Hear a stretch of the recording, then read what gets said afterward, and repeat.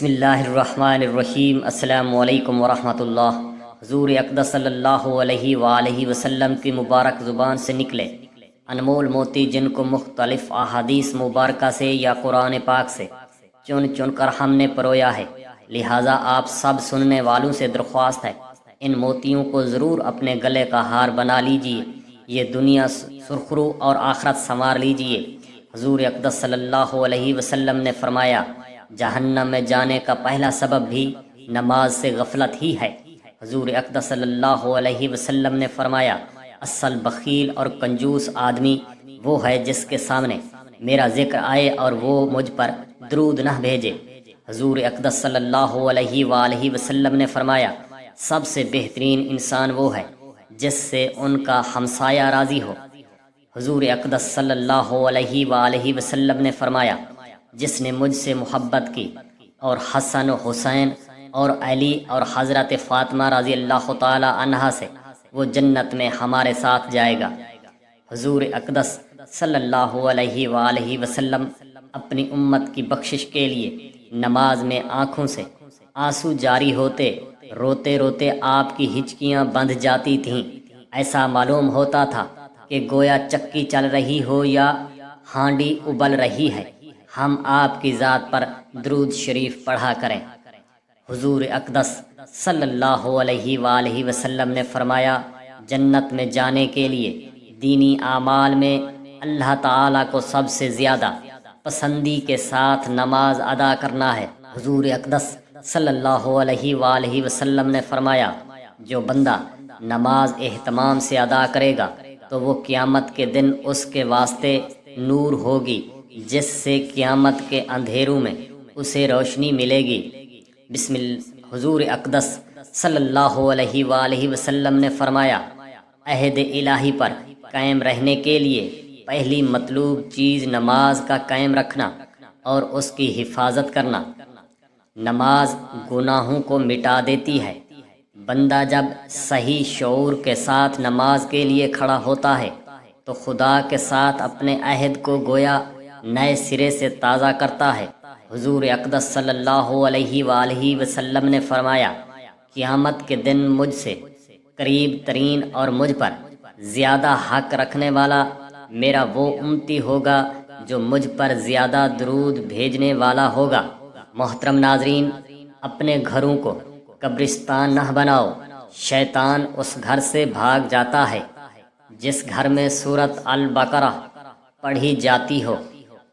جو شخص میری ہدایت کی پیروی کرے گا وہ نہ دنیا میں گمراہ ہوگا اور نہ آخرت میں تکلیف میں پڑے گا۔ حضور اقدس صلی اللہ علیہ وآلہ وسلم نے فرمایا، شیطان انسان کے دل پر گھات لگائے بیٹھا رہتا ہے، پس جب انسان اللہ کی یاد کرتا ہے شیطان ہٹ جاتا ہے، لیکن جب اللہ کی یاد سے غافل ہو جاتا ہے تو وسوسے ڈالنے لگتا ہے۔ حضرت یونس علیہ السلام مچھلی کے پیٹ سے نکلنے کی وجہ بھی اللہ تعالیٰ کی عبادت کرنا تھا۔ اگر وہ تسبیح کرنے والوں میں سے نہ ہوتے تو روز قیامت تک مچھلی کے پیٹ میں پڑا رہتا۔ محترم ناظرین، اور اپنے رب کا ذکر کرو اپنے جی یعنی دل میں گڑ گڑا کر اور خوف کی کیفیت کے ساتھ ذکر کرو تاکہ تمہاری مراد پوری ہو۔ جس نے میرے ذکر سے منہ موڑا اس کے لیے تنگی کا جینا ہوگا۔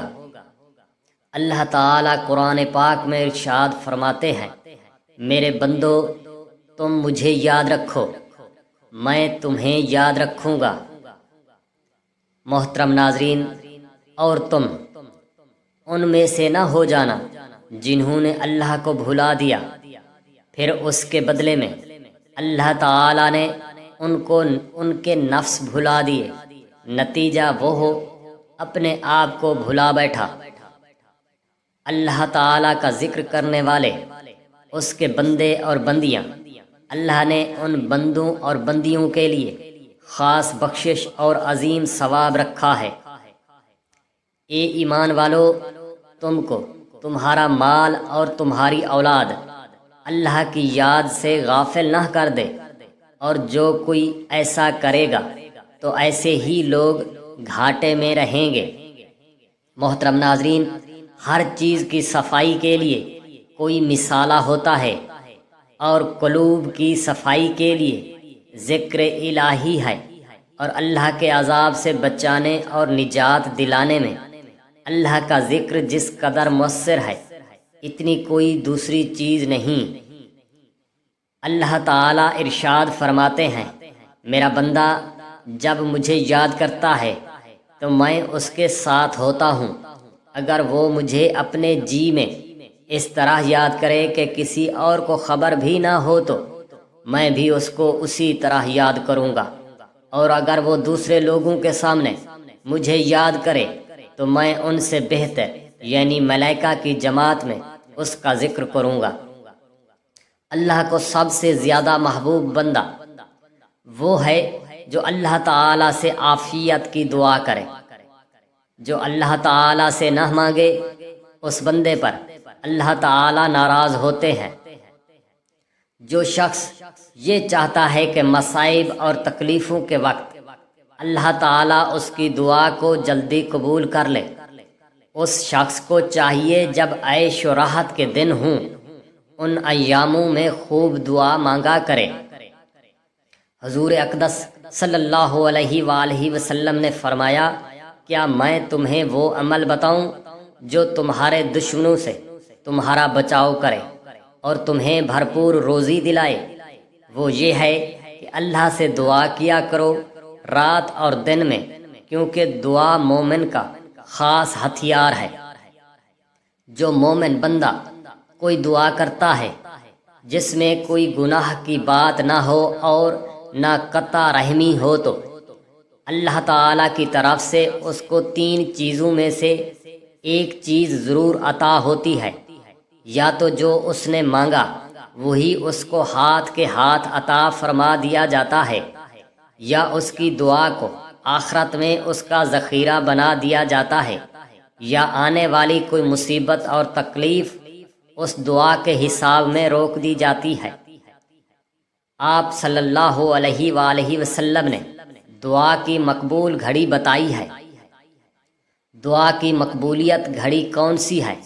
جب فرض نمازوں کے بعد دعا مانگو ضرور قبول ہوگی، جب قرآن پاک ختم ہوگی، جب باران رحمت کے نزول کا وقت ہو تو دعا مانگو ضرور پوری ہوگی، میدان جہاد میں جنگ کے وقت کوئی بھی دعا مانگو ضرور قبول ہوتی ہے، جس وقت کعبۃ اللہ آپ کے آنکھوں کے سامنے ہو جو بھی دعا مانگو ضرور پوری ہوگی، یا کوئی اکیلی جگہ جیسے بیابان جنگل میں نماز پڑھ کر جہاں اللہ کے سوا دیکھنے والا کوئی اور نہ ہو جو بھی دعا مانگو گے قبول ہوگی۔ میدان جنگ میں جب کمزور ساتھیوں نے بھی ساتھ چھوڑ دیا ہو اس وقت دعا مانگو ضرور دعا قبول ہوگی۔ سب سے بہترین لمحہ اور گھڑی رات کا آخری حصہ ہو، اللہ سے گریہ زاری کر کے دعا مانگو ضرور قبول ہوگی۔ سیاہ گناہگار دل کی صفائی کرنے کی کیا صورت ہے؟ آپ صلی اللہ علیہ وسلم نے فرمایا، موت کو کثرت سے یاد کرنا اور قرآن مجید کی تلاوت میں مشغول رہنا دل صاف ہونے کی ضمانت ہے۔ اللہ کے ذکر کے بغیر زیادہ کلام نہ کیا کرو، کیونکہ اس عمل سے دل میں قساوت، سختی اور بے حسی پیدا ہوتی ہے۔ وہ آدمی اللہ تعالیٰ سے زیادہ دور رہنے لگتا ہے جس قلب میں قساوت ہو۔ جو شخص کہیں بیٹھا یا لیٹا اور اس نشست میں اس نے اللہ کو یاد نہیں کیا تو یہ نشست اس کے لیے وبال جان اور خسران کا باعث ہوگی۔ محترم ناظرین، نماز میں قرآن پڑھنا نماز سے باہر قرآن پڑھنے سے افضل ہے۔ نماز سے باہر قرآن پڑھنا تسبیح و تکبیر سے افضل ہے، تسبیح صدقہ دینے سے افضل ہے، اور صدقہ نفلی روزے سے افضل ہے، اور روزہ دوزخ سے بچاؤ کے لیے ڈھال ہے۔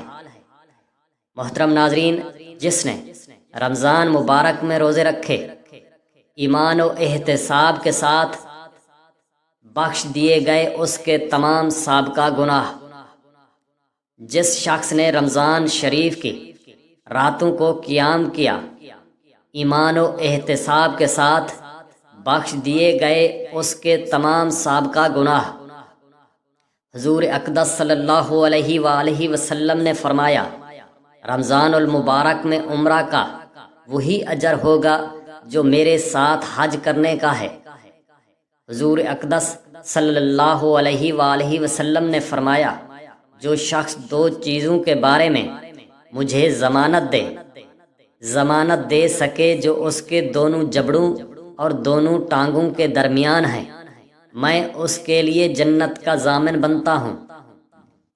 جو رمضان مبارک میں جان بوجھ کر روزہ چھوڑے گا بلا تکلیف و مرض کے، تمام عمر کا روزہ رکھنا بدلہ نہیں اتار سکتا۔